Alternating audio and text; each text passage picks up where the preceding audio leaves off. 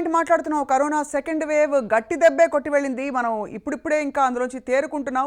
కేసుల సంఖ్య తగ్గుతోంది అంటూ ఉండగానే మళ్ళీ 45,000 కేసులకు పైగా రోజు నమోదవుతున్నవి. ఈ అఫీషియల్ లెక్కలు మాత్రమే.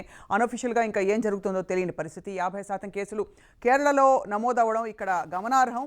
అలాగే డెల్టా వేరియంట్ పుంజుకొస్తోందని చెప్పి పిల్లలకు కూడా వ్యాక్సినేషన్స్ మొదలు పెట్టొచ్చని చెప్పి ఈ సంకేతాలన్నీ ఎటువైపు వెళ్తున్నాయి, ప్రపంచవ్యాప్తంగా ఏమిటి పరిణామాలు, భారతదేశంలో ఏం జరగబోతోంది, ఇదే అంశంపై మాట్లాడబోతున్నాం. డాక్టర్ వ్యాకరణ నాగేశ్వర్ గారు అందరికీ సుపరిచితులు. వారితో మొదలు పెడుతున్నాం ఇవాల్టి ఈ డిస్కషన్ని. ప్రముఖ పల్మనాలజిస్ట్ అండ్ ఇమ్యూనాలజిస్ట్, మెడికల్ జర్నలిస్ట్గా ఉన్నారు. వరల్డ్ ట్రెండ్స్ని కూడా స్టడీ చేస్తూ వచ్చారు. డాక్టర్ వ్యాకరణ నాగేశ్వర్ గారు స్వాగతం సార్. ప్రపంచ లెక్కలు ఏం చెప్తున్నాయి సార్? ప్రస్తుతం లేటెస్ట్ అప్డేట్ ఏమిటి? Official scientific update. రైట్. నమస్తే సప్న గారు. నమస్తే to all the doctors here. ఇక్కడ మనం చూసుకున్నట్టయితే చాలా చాలా క్లియర్ గా data which we're getting internationally that ఎవరెవరైతే ఎప్పుడెప్పుడైతే కరోనా ఇంకా లేదు, విజృంభించదు, మాకు మాస్కులు అవసరం లేదు, వ్యాక్సిన్ మేము నమ్మము, ఇంకా మాకు ఇవన్నీ అవసరం లేదు, మేము క్రికెట్లు ఆడతాము, మేము వాలీబాల్ ఆడతాము, మేము టెన్నిస్ ఆడతాము, ఓపెన్ కోర్ట్ లో ఇంకా ఆడతాము అని ఎవరెవరైతే ఏ దేశాలు అయితే ముందరికి వెళ్ళాయో, మాస్కులు ఎవరైతే తీసి పక్కకు పెట్టారో, సేమ్ మళ్ళీ యూటర్న్ తీసుకొని వాళ్ళ స్టడీస్ ఇప్పుడు ఏం చెప్తున్నాయంటే మీరు ఎంత తొందరగా నార్మలైజేషన్ కి రండి. నార్మలైజేషన్ అంటే ఏమిటి? Again social distancing, again wearing a mask, again sanitisation. ఎందుకనంటే ఏదైతే నమ్మామో న్యూ అబ్నార్మల్ నార్మల్ అన్నమాట అది. సో వాళ్ళు ఏదైతే నార్మల్ అనుకుంటున్నారో, ఏదైతే నార్మల్ అని గట్టిగా నమ్మారో, మన భారతదేశం కంటే గట్టిగా నమ్మి యూకే దగ్గర నుంచి నేను చాలా మంది డాక్టర్స్ తో యూకేలో ఇంటరాక్ట్ అయినప్పుడు కరోనా ఓవర్కమ్ ఇట్ అండి, this nothing like that, it's free life, this nothing అని అన్నారు. ఇప్పుడు మనం చూసినట్టయితే వాళ్ళ మీడియా కానీ, వాళ్ళ రిపోర్ట్స్ కానీ, వాళ్ళ సైంటిఫిక్ రిపోర్ట్స్ చూసినట్టయితే yes there is an alarm there is an alarm in US, there is an alarm in different parts of the world. They are telling the cases are increasing. Now it's a time to get back home, put your heels straight and listen. Things are going from worst to worst and worst. If India is not going to respond, భారతదేశం కనుక ఇది మనం చరిత్రలో చూసుకున్నట్టు second wave లో తెలుసుకున్న lessons కనుక నేర్చుకోకపోతే, ఇప్పుడు థర్డ్ వేవ్ లో ఏదైతే మనం వేరే దేశాల్లో చూస్తున్నామో, ఎవరెవరైతే కరోనా అంటే మాకు భయం లేదన్నారో, ఎవరైతే వ్యాక్సినేషన్ మేము చేసేసామో, మేము అసలు వ్యాక్సినేషన్ తీసుకోమన్న దేశాలు కూడా, సభ్యులు కూడా ఈ రోజు మళ్ళీ యూటర్న్ తీసుకొని we're coming back, we have to take care of corona అని ఆ దేశాలు చెప్పిన తర్వాత కూడా భారతదేశంలో కనుక మనం జాగ్రత్తలు తీసుకున్నట్టయితే we're going to make a mistake by our own hands. చేతులారా మనం దేశాన్ని నాశనం చేసుకున్న వాళ్ళం అవుతాము. It is in our hands. What is the intensity that you are going to make of the third wave in this country? Third wave ఎంత ఉండబోతోందని ఎవరు చెప్తారు? వైరస్ కంటే ప్రజలు చెప్పాలి. ఎందుకు చెప్పాలి? సెకండ్ వేవ్ ఫస్ట్ వేవ్ వచ్చినప్పుడు వైరస్ ఎలా రియాక్ట్ అవుతుందో తెలియదు కాబట్టి, ఇప్పుడు అది ఇంకా డెల్టా ప్లస్ లోకి వెళ్ళిన తర్వాత దాని ట్రాన్స్మిసిబిలిటీ ఎక్కువ ఉంటుందని తెలిసింది కాబట్టి జాగ్రత్త వహించాల్సింది మళ్ళీ ప్రజలే. అది తీసుకోకపోతే గనక అది ఎటెళ్తుందో అనేది it is impossible for any one to detect. Second wave బాగా వచ్చిందండి, థర్డ్ వేవ్ బాగా ఉండదండి, ఏం పర్లేదండి అని చెప్పే సంభావన లేదు. ఎందుకంటే it is totally different ball game. Right sir. అంటే మనం ప్రతిసారి ఒక కొత్త సెట్ ఆఫ్ ఛాలెంజెస్ని ఎదుర్కొంటున్నామని చెప్తున్నారు. ఎంత నైపుణ్యం ఉన్నా, ఎంత మెడికల్ ఎక్స్పర్టీస్ ఉన్నా కూడా. రైట్. డాక్టర్ మొయినుద్దీన్ మీతో మొదలు పెడుతున్నాను సార్. స్వాగతం. ఈ క్వశ్చన్ ప్రస్తుతం ఉండే పరిస్థితుల్లో మీరు ఎలా అసెస్ చేస్తున్నారంటే, కర్వ్ కిందకి వెళ్ళినట్టే వెళ్ళి మళ్ళీ పెరుగుతోంది. ఇప్పుడు 45,000 కేసులు నమోదవుతున్నాయి. సో దేశంలో what do you foresee in the next 2 weeks? Good evening. Thank you for having me here. ఇప్పుడు ప్రస్తుతానికి కేసెస్ ఎక్కువగా లేవండి, బట్ మధ్యలో ఒక నెలపాటు ఉంటే జనాలందరూ లేకపోతే ఇంకా కేసులు రావు. లాస్ట్ ఒక నుంచి మేము వీఆర్ అగైన్ నెంబర్ ఆఫ్ కేసులు పెరుగుతున్నాయండి. రైట్. కేసులు బాగా పెరుగుతున్నవి మరి దేనికి సంకేతాన్ని చూపిస్తున్నాయి? అంటే ఇది సోషల్ డిస్టెన్సింగ్ లేకపోవడం అంటారా, లేకపోతే మళ్ళీ ఈ వేరియంట్ వల్ల పెరుగుతున్న కేసెస్ అంటారా సార్? అంటే ఇప్పుడు ఏ వేరియంట్ కేసుల్లో మనం చెక్ చేయట్లేదండి. మనం మధ్యలో ఒక రెండు నెలలు కాదు ఎగ్జాక్ట్ మా కేసెస్ లేవు. అది అదేంటంటే పాటించిన పరిణామం గ్యాప్ ఎప్పుడైతే లాక్డౌన్ తీసేసారో అనుకుంటున్నారో లాస్ట్ ఒక నంబర్ ఆఫ్ కేసెస్ మళ్ళీ రావడం right doctor Moinuddin will come back to you. PCR కొంచెం టెక్నికల్ ఇష్యూ ఉన్నట్టుంది, కొంచెం రీసౌండ్ వస్తుంది, మాట్లాడిన మాటలే మళ్ళీ మళ్ళీ వినిపిస్తున్నాయి. దయచేసి please take care of it. Doctor Ravishankar గారు, గుడ్ ఈవినింగ్ సార్. రవిశంకర్ గారు, ఇప్పుడు ప్రస్తుతం పిల్లలకి ఈ మూడో వేవ్ ఆబ్వియస్లీ ప్రమాదకరం అని చెప్పి అది ఏ బేసిస్ మీద చెప్పారు సార్? అంటే ఆల్మోస్ట్ కొంతమంది మెడికల్ ప్రొఫెషనల్సే ప్రశ్నిస్తున్నారు, ఏమిటి కరోనాకి ఏమన్నా ఈ సీజన్ పెద్దవాళ్ళకి వస్తాను, లేకపోతే ఈ రెండో సీజన్ మధ్య వయస్కుల వాళ్ళకి వస్తాము, మూడో సీజన్ ఏమో వీళ్ళని ఎఫెక్ట్ చేస్తామని చెప్పి షెడ్యూల్ పెట్టుకుని వస్తున్నట్టు కాదు. పిల్లలు ఎప్పుడు కూడా ఎఫెక్ట్ అవుతూనే ఉన్నారు, వాళ్ళు వ్యాక్సినేట్ కాలేదు కాబట్టి వాళ్ళ మీద ఫోకస్ పెరుగుతోంది అంటున్నారు. Would you agree with that sir doctor Ravishankar? ఇక్కడ ఒక అదృష్టమైనటువంటి విషయం ఏంటంటే కరోనాకి సొంతంగా ఆలోచించేటువంటి తెలివితేటలు లేవు. అదే. కానీ దురదృష్టమైనటువంటి విషయం ఏంటంటే మనకి ఆలోచించేటువంటి తెలివితేటలు ఉన్నా కూడా వాటిని సరిగ్గా వాడుకోవట్లేదు. రైట్. ఇక్కడ అది మెయిన్ ప్రాబ్లం. కాబట్టి మనం గనక ఇంతకుముందు డాక్టర్ వ్యాకరణం గారు చెప్పినట్టు మాస్కులు కనుక సరిగ్గా వేసుకుంటూ, సోషల్ డిస్టెన్సింగ్ కనుక పాటిస్తూ, వ్యాక్సినేషన్ కనుక సకాలంలో కనుక చేయించుకున్నట్లయితే మనం ప్రొటెక్ట్ చేసుకోవచ్చు.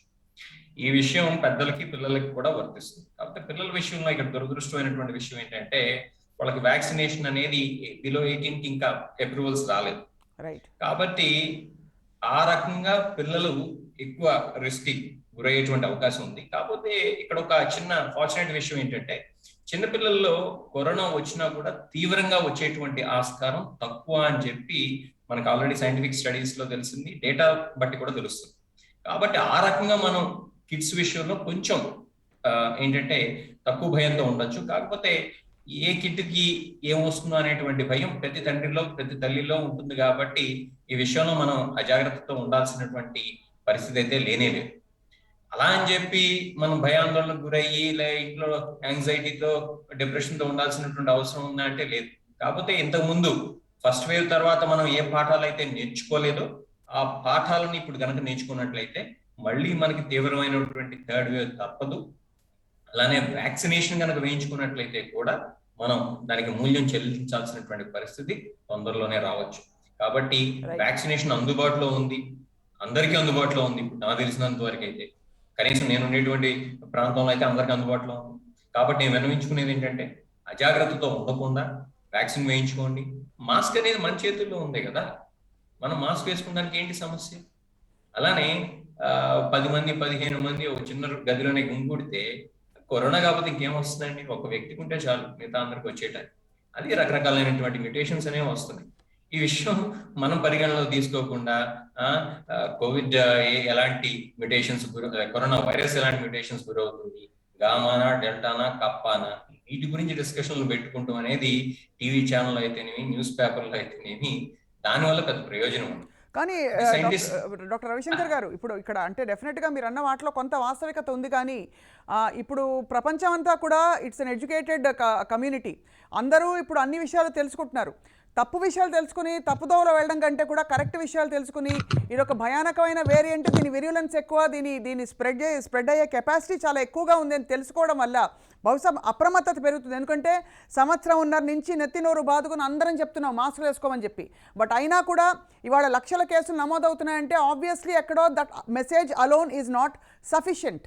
So what do we do sir? అది వేరియేషన్స్ చెందుతుంది, మ్యూటేషన్స్ చెందుతుంది అని చెప్పి తెలుసుకుంటంతో అయిపోతుంది సమస్య.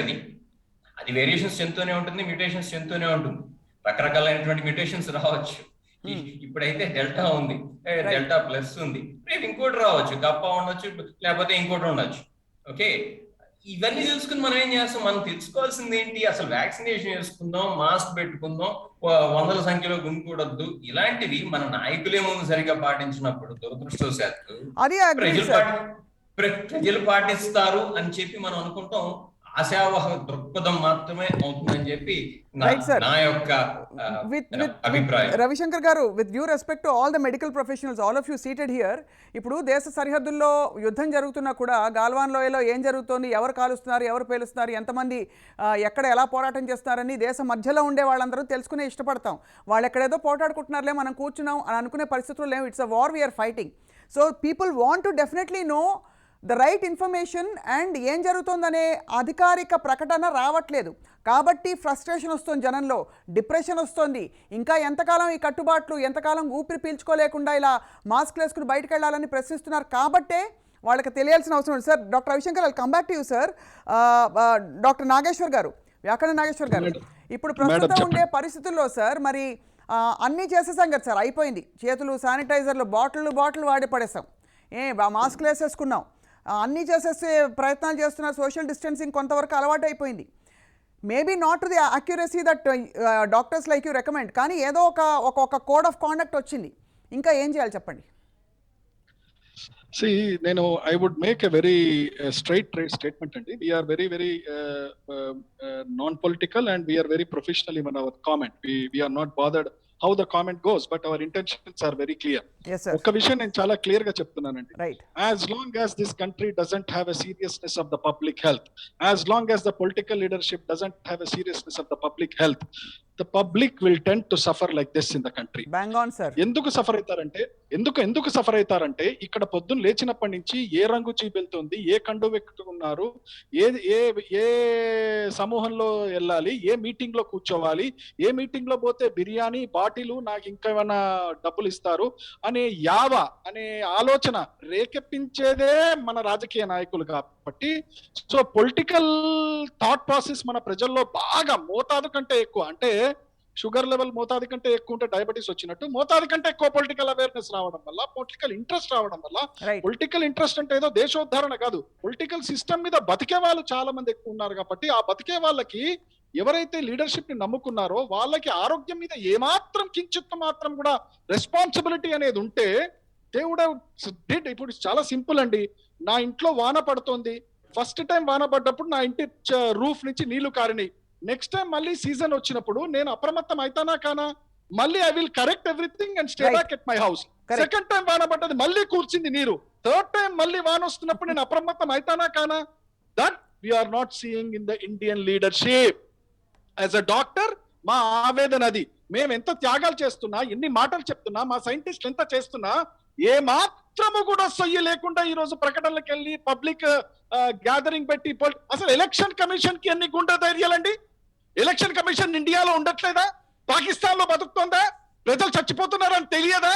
కరోనా వస్తే ప్రజలు పోతారని తెలియదా? ఎందుకు పర్మిషన్ ఇస్తున్నారు ఎలక్షన్స్ కి మీరు? Why are you giving permission for a political gathering? మీరు ఉన్నారా, చచ్చిపోయారా? అసలు where are you? Where is the election commission of India? As a doctor, as a citizen of this country, is a open question. What are you doing? గోర్లు గిల్లుకుంటున్నారా? Supreme court చెప్పాలా? కేరళలో 25,000 కేసులు పెరిగితే నీకు సుప్రీంకోర్టు, హైకోర్టు చెప్పాలంటే what are you doing? What is the administration doing? What is the independent authority doing? Are you working for a political system or are you working for the public health? ఈ question కి సమాధానం ఎవరు చెప్పాలండి? Public is asking that. Very compelling doctor చెప్తారండి అని. Sir, చాలా కంపెలింగ్గా, చాలా బ్యాంగ్ ఆన్ మాట్లాడారు సార్. ఇవాళ లార్జర్ ఇష్యూస్, లార్జర్ గ్యాదరింగ్స్ని మనం పక్కన పెట్టేసి ఎక్కడో అక్కడెవడో ఒక సుబ్బారావు ఎవరో పాప మాస్క్ వేసుకోకుండా రోడ్డు మీద వెళ్తుంటే వాడిని పట్టుకుని తిట్టేసుకుంటున్నాం మనం. Doctor Moinuddin, what is your comment sir? ఇప్పుడు ప్రస్తుతం ఉండే పరిస్థితుల్లో జైసా రాజా వైసా ప్రజా అంటారు మామూలుగా. మనకి ఎక్కడ డిసిప్లిన్ వాతావరణంలో లేకుండా ఒక హెడ్ ఆఫ్ స్టేటో లేకపోతే ఒక పెద్ద మెడికల్ ఆఫీసర్ ఎవరో, ఒక పెద్ద తలకాయ్ అని చెప్పే వ్యక్తి వచ్చి మాట్లాడి ఇది మన తీవ్ర పరిస్థితి అని చెప్పలేని పరిస్థితుల్లో ఎవరికి ఇష్టం వచ్చినట్టు వాళ్ళు చెప్పుకుంటున్నారు థర్డ్ వేవ్ గురించి. మరి ఎలా వస్తుంది సార్ డిసిప్లిన్ జనంలో? Doctor Moinuddin, I'm asking you sir. Subbarao గారు మాస్క్ వేసుకుని తిరుగుతున్నారండి.